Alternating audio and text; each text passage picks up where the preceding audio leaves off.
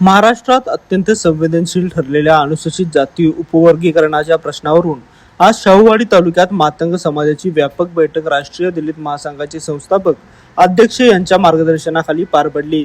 बैठकीनंतर पत्रकार परिषदेत बोलताना राष्ट्रीय दलित महासंघाचे अध्यक्ष रमेश चांदणे यांनी महाराष्ट्र शासनाला तीव्र इशारा दिला आहे। ते म्हणाले, सर्वोच्च न्यायालयाने दिलेल्या निकालाप्रमाणे अनुसूचित जातीचे अ, ब, क, ड उपवर्गीकरण त्वरित लागू करावे।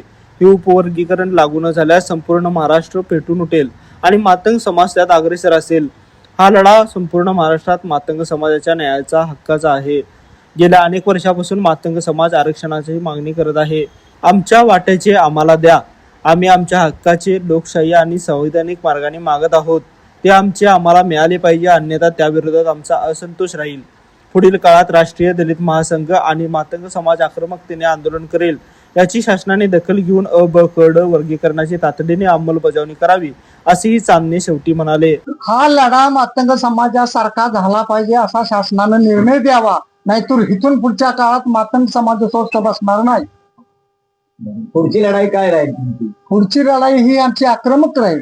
मातंग समाजाच्या वतीने अवकड वर्गीकरणाचा जर शासनानं लवकरात लवकर ह्याचा जर निर्णय नाही घेतला तर मातंग समाज ह्याच्यापेक्षा आक्रमकतेचा लढा लढेल।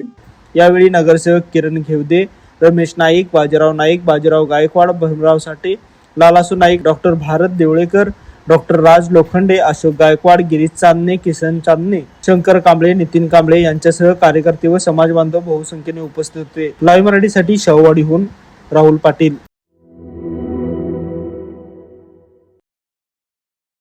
आविष्कार इन्फ्रा तुम्हाला देत आहे विविध लोकेशन्सवर NA प्लॉट्स आणि प्राइम फ्लॅट्सचे प्रोजेक्ट।